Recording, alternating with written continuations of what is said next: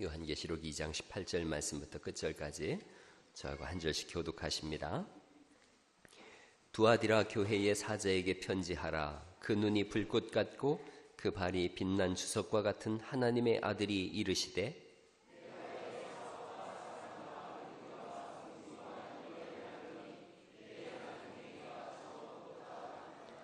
그러나 네게 책망할 것이 있노라. 자칭 선지자라 하는 여자 이세벨을 내가 용납함이니 그가 내 종들을 가르쳐 꾀어 행음하게 하고 우상의 제물을 먹게 하는도다.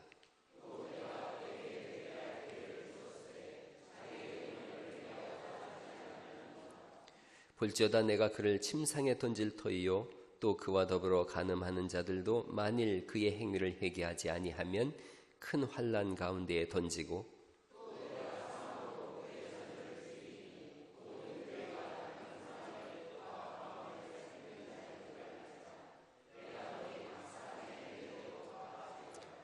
두아디라에 남아있어 이 교훈을 받지 아니하고 소위 사탄의 깊은 것을 알지 못하는 너희에게 말하노니 다른 짐으로 너희에게 지울 것은 없노라.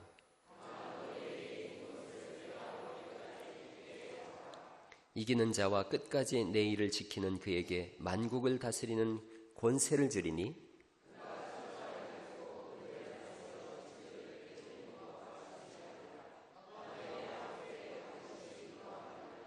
내가 또 그에게 새벽별을 주리라. 귀 있는 자는 성령이 교회들에게 하시는 말씀을 들을지어다. 아멘. 우리가 소아시아 7교회를 보고 있습니다. 소아시아 7교회를 에서버두 사빌라 그렇게 외우자 그랬어요. 한번 해보시죠. 시작. 에서버두 사빌라.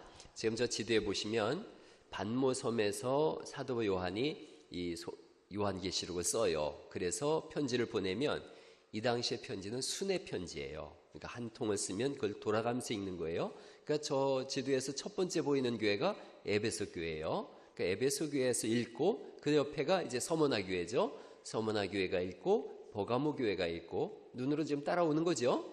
그 다음에 두아디라 교회가 있고 사대 교회, 빌라델피아 교회, 라우디게아 교회 이렇게 순회하면서 편지가 읽혀지는 거예요. 그래서 에서버두 사빌라 그 순서대로 기록되어진 거죠. 오늘은 이제 두아디라 교회예요. 두아디라 교회. 누가 세웠는지는 잘 모르지만 이름 모를 그리스도인에 의해서 세워졌어요. 이 교회는 예수님의 책망과 칭찬이 함께 있었던 교회입니다. 예수님께서 이 교회에서 자신의 신분을 이렇게 밝히십니다. 2장 18절 말씀을 다시 한번 보실까요? 2장 18절 말씀 한번 읽어보시죠. 시작. 두아디라 교회의 사자에게 편지하라. 그 눈이 불꽃 같고 그 발이 빛난 주석과 같은 하나님의 아들이 이르시되. 7교회에서 하나님의 아들이라고 하는 이 표현이 쓰여진 것은 두아디라 교회 한 군데밖에 없어요. 왜 그러냐면 이곳에는 제우스의 아들 아폴로라 그러죠. 로마 시대의 신화 중에 아폴로 신이에요. 저런 신상을 세워놓고 저것이 하나님의 아들이다 이렇게 믿었어요. 저 아폴로 신이 하나님의 아들로서 이 도시를 먹여 살리고 있다. 이게 이 당시의 사람들, 이 두아디라 사람들의 모습이었어요. 우상 숭배의 도시였던 거죠. 이곳에서 예수님이 말씀하시는 거예요. 내가 하나님의 아들이다 이렇게 말씀하는 거예요. 여러분 예수님은 오직 예수님만이 하나님의 아들이심을 믿으시기 바랍니다. 우리가 요한계시록 1장을 한번 보시겠어요? 1장 4절에 보시면 삼위일체 하나님에 대해서 이렇게 표현하고 있어요. 1장 4절 요한은 아시아에 있는 7교회에 편지하노니 이제도 계시고 전에도 계셨고 장차 오실 이와 누굴 것 같아요? 성부 하나님이세요. 우리가 장차 오신다 그러니까 계속 예수님만 생각하는데 성부 하나님의 모습을 이렇게 말씀하고 있어요. 그의 보좌 앞에 있는 7영과 7은 완전한 숫자란 뜻이에요. 그럼 7영은 누굴 말씀하는 거겠어요? 성령 하나님이세요. 성령 하나님. 5절을 제가 읽어볼게요. 또 충성된 증인으로 죽은 자들 가운데서 먼저 나시고 땅의 임금들의 머리가 되신 누구예요? 예수 그리스도. 그러니까 삼위일체 하나님이세요. 성부 하나님과 성령 하나님과 성자 예수님의 모습이 여기에 이렇게 쭉 그려져 있어요.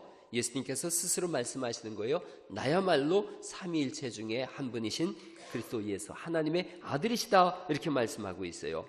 여러분 그 다음에 제가 또 읽어볼게요. 예수 그리스도로 말미암아 은혜와 평강이 너희에게 있기를 원하노라 그렇게 말씀하세요. 하나님 안에는 은혜와 평강이 있음을 믿으시기 바랍니다. 하나님이 주시는 것이 은혜와 평강이에요. 예수님, 우리가 예수님을 구원자라 그래요. 구원하시는 분이세요. 구원이라는 의미는 해방의 의미가 있어요. 구원은 해방의 의미를 가지고 있어요. 해방이라는 게 뭐냐? 모든 걸 풀어지게 하는 거예요. 묶여진 게 풀어지는 거예요. 오늘 예수님 안에서 묶여진 짐들이 풀어지는 은혜가 있기를 간절히 바랍니다. 사람들이 묶여있는 거예요. 질병에도 묶여있고 고통에도 묶여있고 아픔과 눈물, 절망, 근심, 한심, 한숨 그리고 결정적으로 죽음에 묶여있어요. 예수님이 오셔서 어떻게 하시는가? 풀어지게 하시는 거죠. 아폴로도 아니고 우상도 아니고 오직 예수 그리스도에 의해서 풀어지는 역사가 있음을 믿으시기 바랍니다. 1장 1절을 다시 보실까요? 이 성경이 어떻게 전달됐냐면 1장 1절 예수 그리스도의 계시라 이는 하나님이 그에게 주사 하나님이 예수님에게 이 계시를 주신 거예요. 그리고 속히 일어날 일들을 그 종들에게 보이시려고 그 다음에 누구냐면 그 천사를 그 종 요한에게 보내어 알게 하셨다. 하나님으로부터 예수님에게로 예수님에게서 천사로 천사에게서 요한에게로 요한에게서 오늘날 우리 그리스도인들에게로 그 사이에는 무슨 아폴로가 낄 수 있는 것도 아니고 이단이 낄 수 있는 것도 아니고 어떤 교주나 어떤 종교나 사상이 개입되지 않은 거예요. 처음부터 끝까지 그리스도 예수 안에서 이루어진 일인 줄 믿습니다. 우리의 구원의 역사예요. 사도행전 4장 12절 말씀인데 다 아는 말씀이니까 같이 한번 읽어보시죠. 시작. 다른 이로서는 구원을 받을 수 없나니 천하 사람 중에 구원을 받을 만한 다른 이름을 우리에게 주신 일이 없습니다 말씀하세요. 오직 예수밖에 없는 줄 믿습니다. 다른 이름에 구원이 없다는 거죠. 이 말씀을 반대로 하면 예수님을 이름을 부르는 곳에는 구원의 역사가 있는 줄 믿습니다. 우리가 예수님의 이름을 부르는 거예요. 로마서 10장 13절 말씀인데 또 읽어보죠. 시작. 누구든지 주의 이름을 부르는 자는 구원을 받으리라 이렇게 말씀하세요. 자, 정리를 해보면 이런 뜻이에요. 구원이라고 하는 말씀은 해방이라는 말씀이에요. 풀어진다는 뜻이에요. 누구로 인한 거죠? 오직 예수님으로 인하여 이런 일들이 일어나는 거죠. 여러분 우리가 그런 찬양 부르는 거 있어요. 예수 안에 있는 나에게 결코 정죄함 없네. 성령의 생명의 법이 해방하였네. 생명의 성령의 법이 해방하였네. 로마서 8장을 우리가 아침마다 고백하잖아요. 주일마다 이 찬송 한번 같이 한번 불러보시죠. 예수님 안에서 구원됨, 해방됨, 풀어짐 그런 역사가 오직 예수님 안에 있는 거죠. 예수 안에 있는 나에게 결코 정죄함 없네. 한번 손뼉 치면서 한번 불러보세요. 나에게 결코 정죄함 없네. 생명의 성령의 법이 해방하였네. 예수 안에 있는 나에게 결코 정죄함 없네. 생명의 성령의 법이 해방하였네. 예수 오직 예수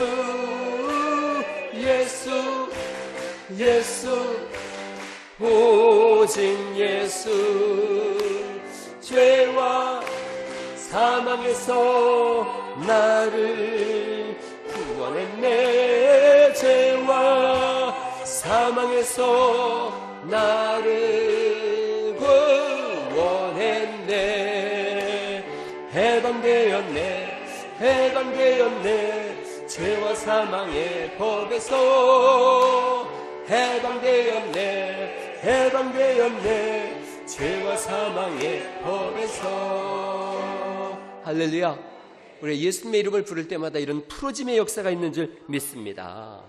오늘 두아디라 교회를 향해서 예수님께서 먼저 칭찬하세요. 이런 칭찬입니다. 2장 19절을 보세요. 2장 19절 말씀 같이 한번 읽어보시죠. 2장 19절 시작. 내가 네 사업과 사랑과 믿음과 섬김과 인내를 아노니 네 나중 행위가 처음 것보다 많도다. 이렇게 써 있어요. 그래서 이렇게 읽으면 좀 잘 이해하기가 어려워요. 내가 네 사업과 그랬는데 이 사업 다음에 헬라어에 보면 카이라고 하는 그런 접속사가 쓰였어요. 내가 네 사업, 즉 다시 말하면 이런 뜻이에요. 그러니까 내가 네 사업, 즉 다시 말하면 사랑과 믿음과 섬김과 인내, 이렇게 말씀하는 거예요. 볼륨 조금 줄여요. 내가 네 사업, 즉 다시 말하면 사랑, 믿음, 섬김, 인내, 이 네 가지가 이들이 가지고 있는 사업이었다는 거죠. 자, 이게 우리 신앙생활에 있어서 동기가 이거예요. 사랑과 믿음이에요. 그리스도인의 신앙생활 중에 고린도전서 13장도 똑같이 말씀하고 있는데 믿음, 소망, 사랑을 말씀하고 있죠. 여기서는 믿음과 사랑을 말씀하고 있어요. 우리 신앙생활의 핵심이 뭐냐? 동력원이 어디에 있느냐? 사랑과 믿음이라는 거죠. 하나님을 사랑하고 이웃을 사랑하고 하나님을 믿는 믿음이에요. 그 사랑과 믿음으로 인하여 생겨난 열매가 뭐냐? 섬김과 인내라는 거예요.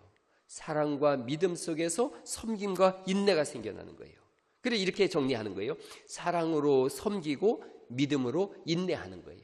한번 위에 줄과 밑에 줄을 같이 한번 읽어보죠. 시작. 사랑, 믿음, 섬김, 인내. 그 다음 사랑으로 섬기고 믿음으로 인내한다. 밑에만 다시 한번 읽어보죠. 시작. 사랑으로 섬기고 믿음으로 인내한다. 섬김은 뭘로 하는 거라고요? 사랑으로 하는 거예요. 인내는 뭘로 하는 거예요? 믿음으로 하는 거예요. 교회 안에서도 그렇고 가정도 그렇고 우리 신앙생활에 있어서 참 중요한 단어예요. 사랑으로 섬기는 거예요. 어떻게 인내하는가? 믿음으로 인내하는 거예요.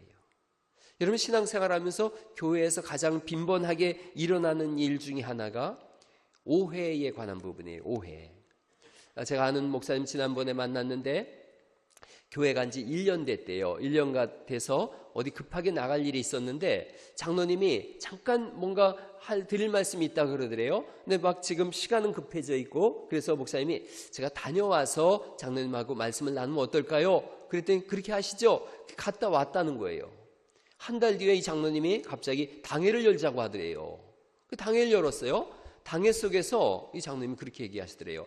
한 달 전에 내가 목사님하고 만날 일이 있어서 찾아갔는데 목사님이 쌍욕을 하고 나갔다고. 그리고 이 얘기를 목사님하고 먼저 얘기를 한 게 아니라 장로님들한테 다 전화를 한 거예요. 내가 그 목사님한테 쌍욕을 들어가지고 너무 괴로워서 견디다 못해서 장로님들에게 전화를 드렸다고. 그러고서 당회를 열었다는 거예요. 그 목사님이 너무 깜짝 놀란 거예요. 아니 이게 어떻게 된 일인가? 그래서 일단은 혹시라도 그런 느낌을 받으셨다면 제가 뭔가 잘못한 것 같습니다. 용서를 구합니다. 그렇게 용서를 구했다는 거예요. 그래도 이 장로님이 안 풀었대요. 1년이 지났어요. 이제 2년 된 거죠. 1년이 지났는데 그때 이 목사님이 늘 하던 언행과 행동을 보면서 그때 목사님이 그 1년 전에 제가 들은 건 정말 쌍욕인 것 같았는데 목사님 평소의 삶과 언행을 보니까 제가 잘못 들은 것 같습니다라고 1년 뒤에 풀었대요.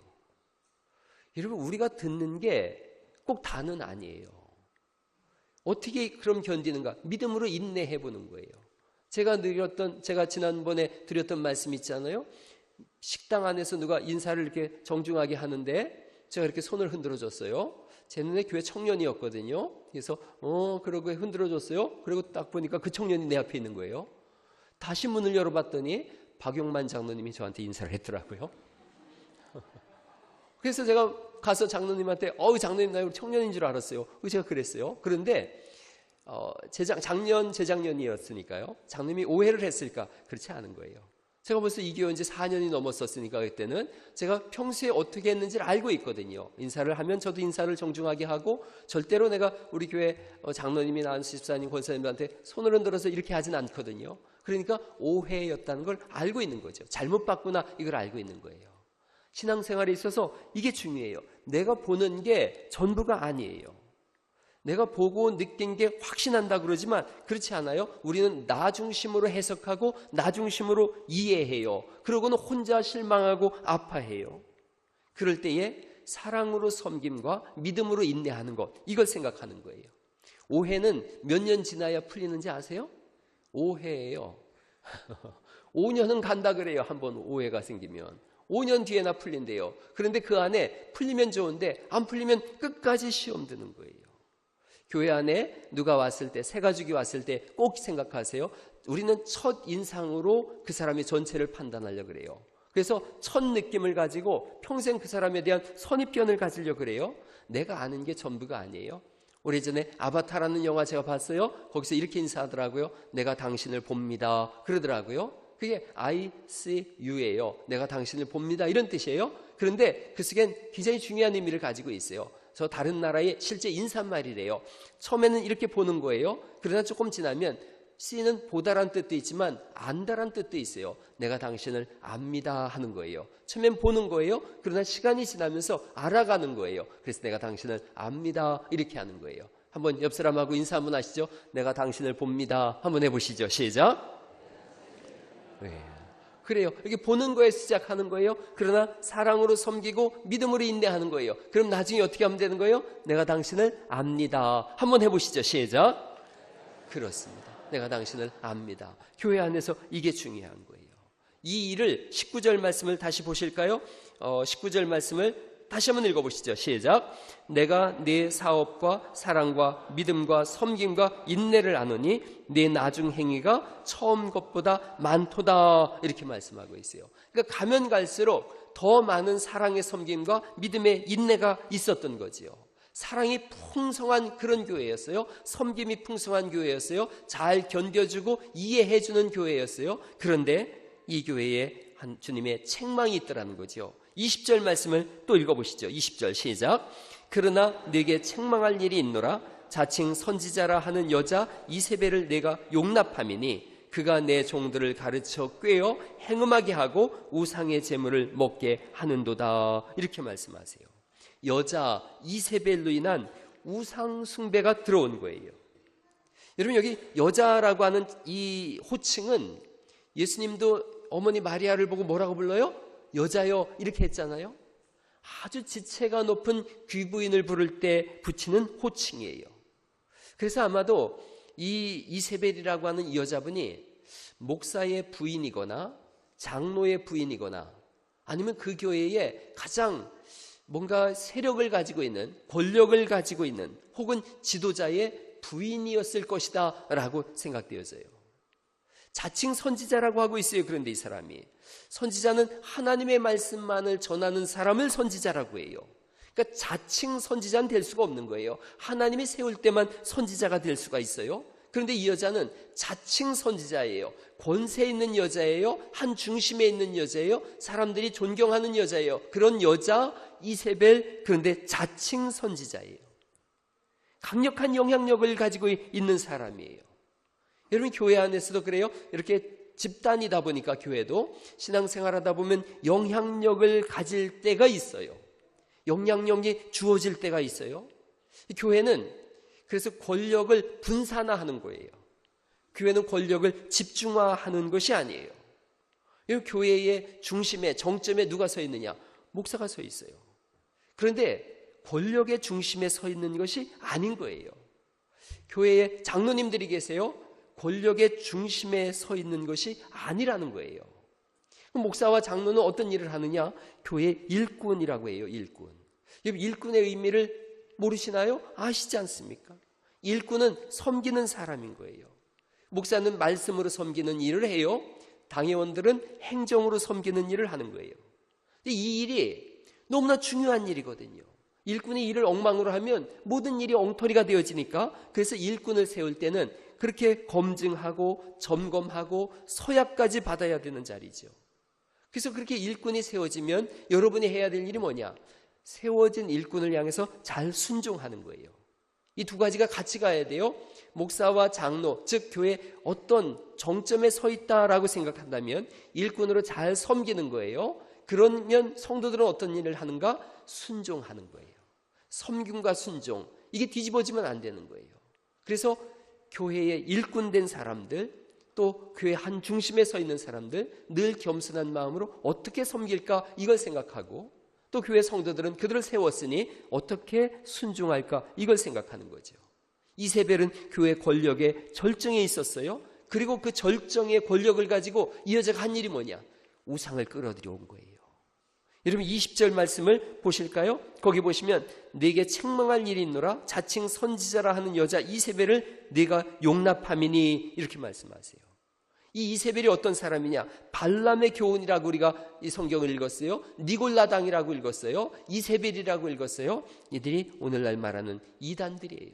저렇게 발람, 니골라, 이세벨, 이단들, 소위 신천지나 구원파나 안상홍이나 이런 사람들이에요. 거짓 교훈이에요.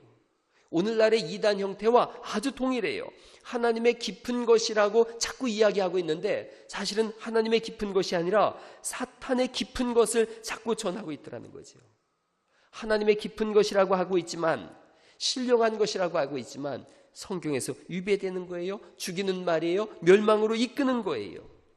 이세벨은 연설의 재능을 가진 여자예요. 교묘한 말로 우상의 재물을 먹어도 된다 이렇게 얘기했어요. 간통을 해도 된다라고 얘기하고 있어요. 우상 앞에 절하고 들어가는 무역조합에 들어가도 된다, 가입해도 된다, 이걸 주장하고 있어요. 이 세 가지가 전부 우상 숭배와 관련된 일인 거예요. 적당히 타협하면 되지, 뭐 절 한번 꿈뻑하고 들어가는데 그게 뭐 구원에서 떨어질 일이야? 별일 아니지. 오늘날 성도들도 이 이세벨의 타협에 적당히 동화되어져 있어요. 적당히 타협하면서 살아야지 뭐 어떻게 그렇게 살 수가 있어? 그래요. 많은 질문 중에 교회 일이 너무 많대요. 너무 힘들대요. 그래서 가정일도 어렵고 내 개인적인 취미생활도 못하고 자꾸 이렇게 두 개를 놓고 생각해요. 제가 이렇게 답을 줬어요. 성령이 충만하고 은혜를 받았을 때도 교회에서 하는 일이 힘들던가요? 아니요. 그땐 더 많이 하고 싶어요. 그런데 그럼 언제 힘들어요? 뭐 믿음이 떨어질 때죠. 여러분, 그럼 뭐에 관한 거예요? 하나님을 향한 믿음의 온도예요. 믿음의 온도가 높아지면 헌신하고 열심을 내고, 믿음의 온도가 떨어지면 그 모든 것이 힘들고 귀찮아져요. 누구의 문제인 거예요? 개인의 문제인 거예요. 믿음의 문제인 거예요.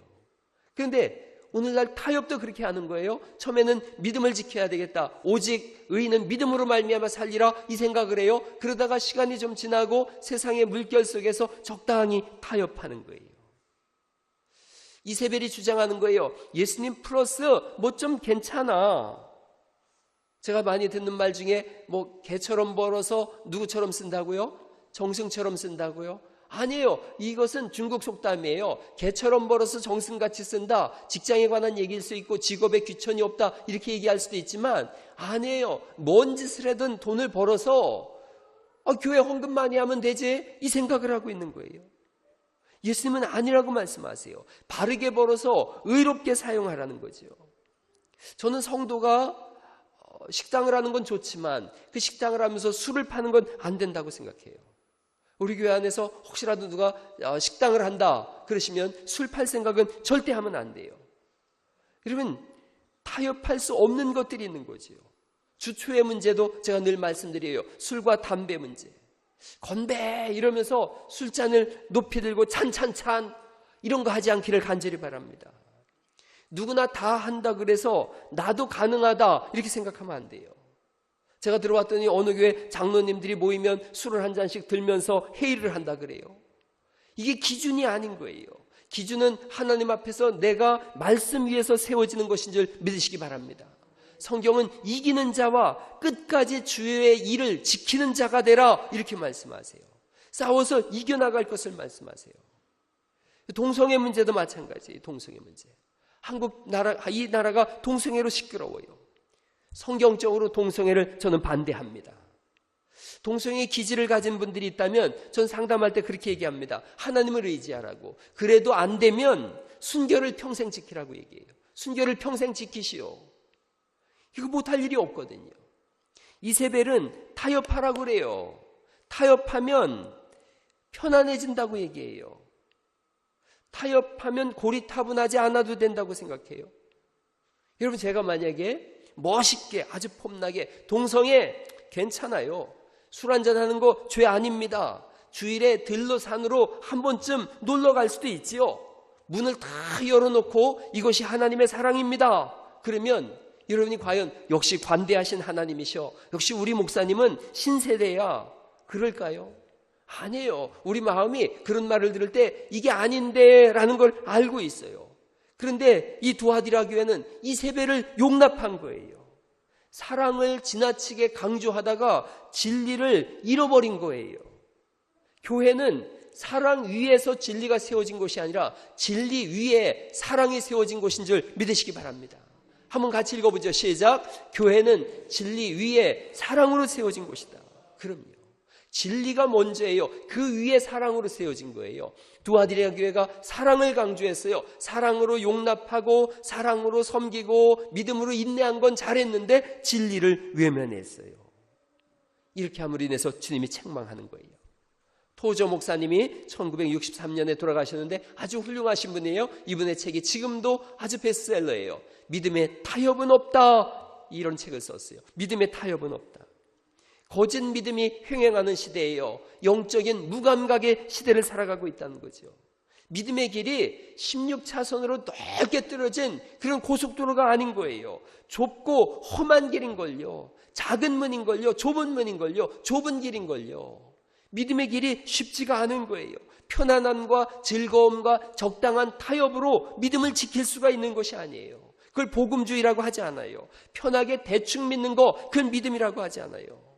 이분이 이런 글을 썼어요. 교인 수의 성장을 위해서 대중의 인기에 야합하지 말라는 거예요. 대중의 인기에 야합하는 교회. 거대 기업의 경영 방식을 무차별적으로 차용하지 말라는 거예요. 거대 기업의 그 경영 방식이 뭐냐? 그게 신천지가 아니 신사도운동이 하는 게 거대 기업의 경영 방식이에요.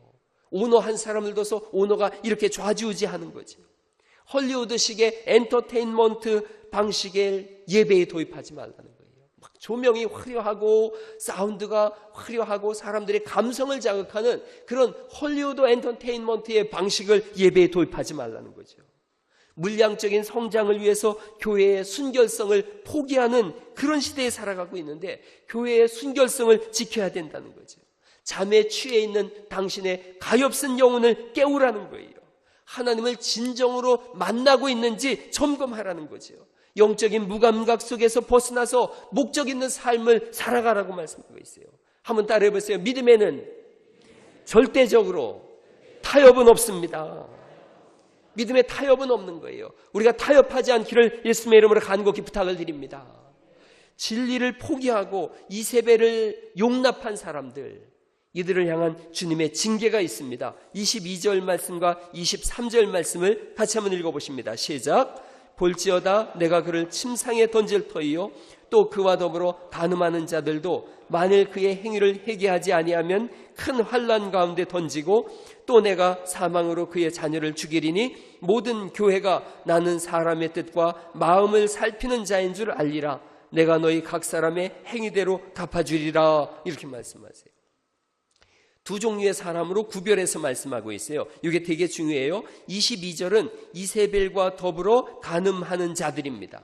예수님도 섬기고 우상도 섬기는 자들인 거예요. 어중간한 타협주의자들인 거예요.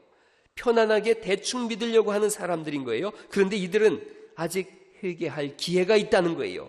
회개하지 아니하면 큰 환난 가운데 던지고 라고 말씀하고 있으니까 회개할 것을 촉구하고 있는 거예요. 회개하지 않으면 그런데 어떻게 하느냐 하면 침상에 던질 터이요 이렇게 말씀하고 있어요. 22절에 이 침상은 질병의 침상이에요. 이 질병의 침상에 던지겠다고 말씀하고 있고 그것이 22절 하반절에 큰 환난 가운데 던지겠다. 역시 죽음의 침상인 거예요. 병행구절이에요. 병으로 던지겠다는 거예요. 그럼에도 불구하고 아직 회개할 기회가 있다는 거예요. 세상과 신앙생활에 양다리를 걸치고 있느냐? 그럼 내가 너를 질병의 침상에 던질 것이다. 그래도 회개하지 않으면 끝내는 죽을 것이다. 이렇게 말씀하는 거예요. 오늘 결심하고 결단하는 날이 있기를 간절히 바랍니다. 지속적인 양다리는 반드시 찢어지는 날이 있더라는 거지요. 끝내야 할 것을 끝장내는 그런 은혜의 시간 될 수 있기를 간절히 바랍니다. 23절은 이런 말씀입니다. 또 내가 사망으로 그의 자녀를 죽이리니 라고 말씀하고 있는데 이 자녀는 이세벨의 자녀예요. 이세벨의 목적과 특성에 온전히 일치하는 자들, 즉 완전히 이단에 점령당해져서 이단 복음을 전하는 자들이에요. 영혼을 도둑질하는 자들이에요. 이단의 수뇌부들이에요. 이들은 사망으로 그의 자녀를 죽이리니 주님이 반드시 완전하게 죽이겠다고 말씀하세요. 영혼을 도둑질하고 이단으로 이끌고 멸망으로 이끄는 자들, 그들을 향한 주님의 심판을 말씀하세요. 지옥으로 던져버리겠다는 거예요.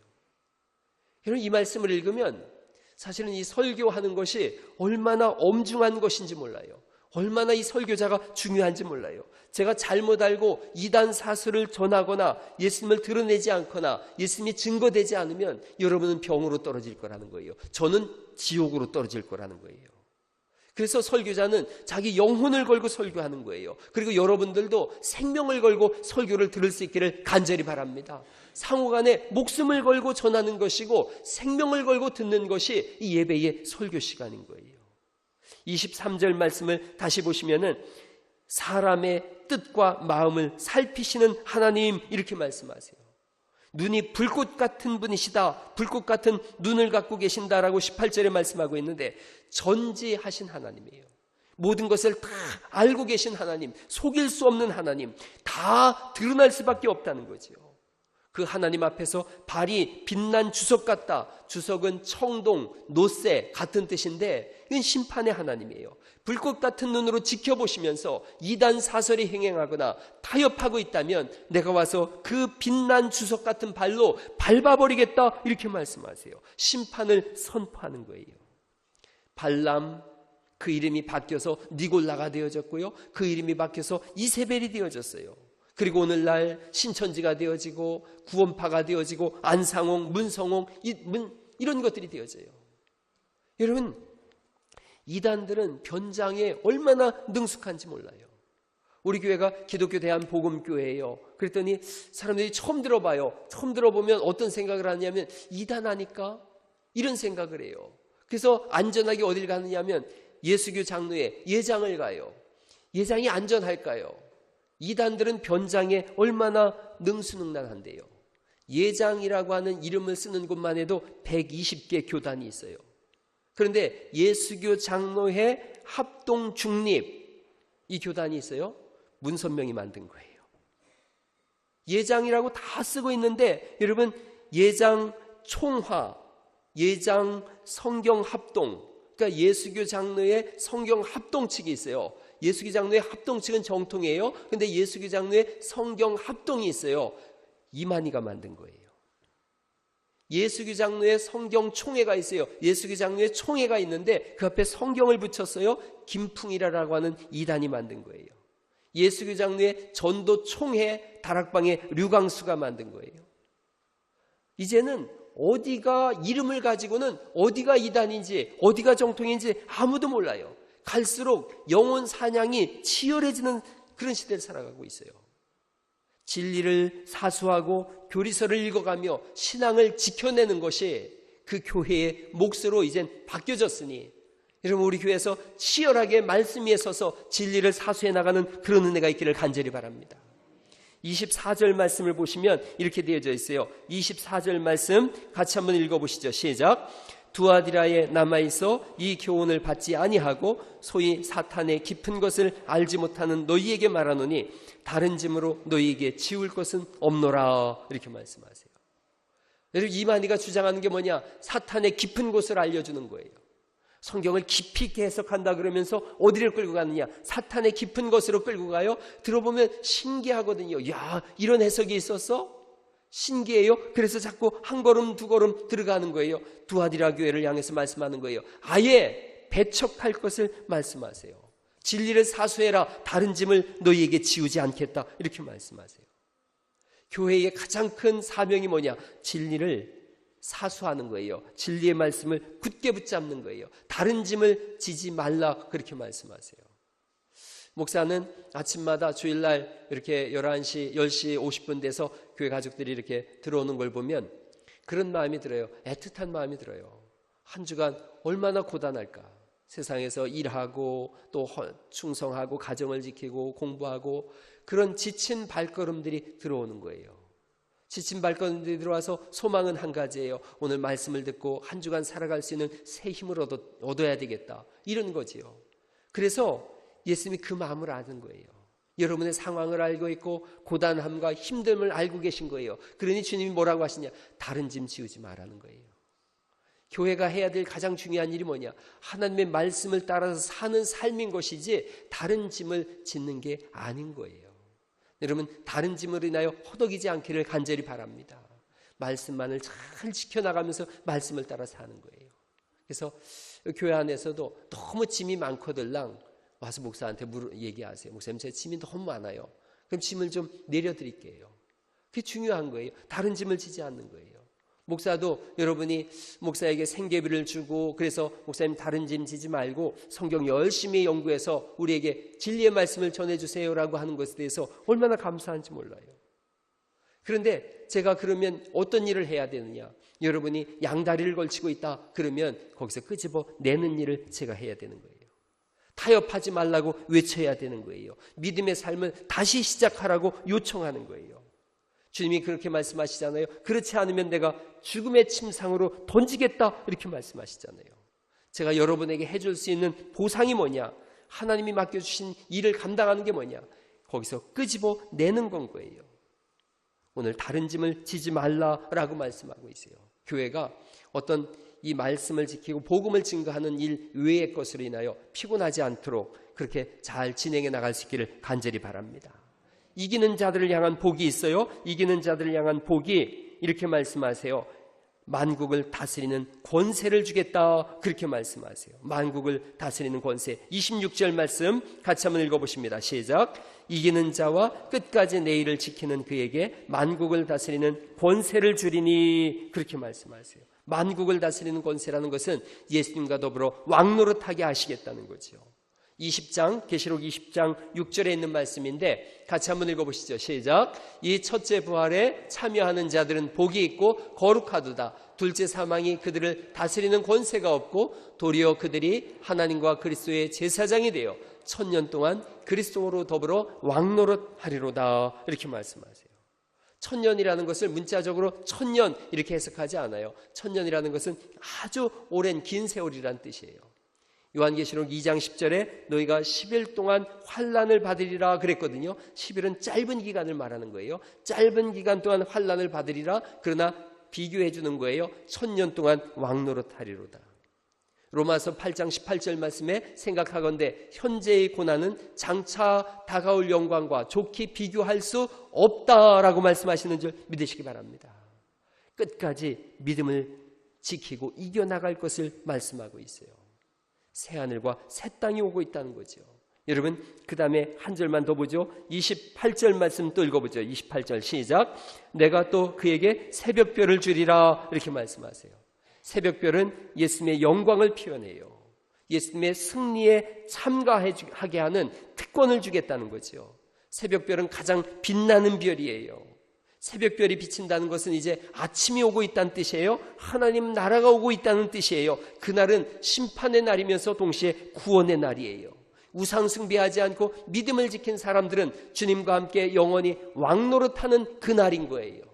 그러나 타협하고 이세벨의 자녀가 되어지고 우상을 숭배하는 자들은 빛난 주석 같은 발을 가지시고 입에는 이한 검이 날카로운 검이 나오시는 주님, 한 다리에는 만왕의 왕이요 다른 쪽에는 만주의 주라고 이름 붙여진 그리스도 예수님의 그 주석같이 빛나는 발에 밟혀지는 심판의 날이 될 거라고 성경은 말씀하세요. 만국을 다스리며 새벽별의 영광에 동참하는 그런 빛난 성도로 살기를 예수님의 이름으로 축원합니다.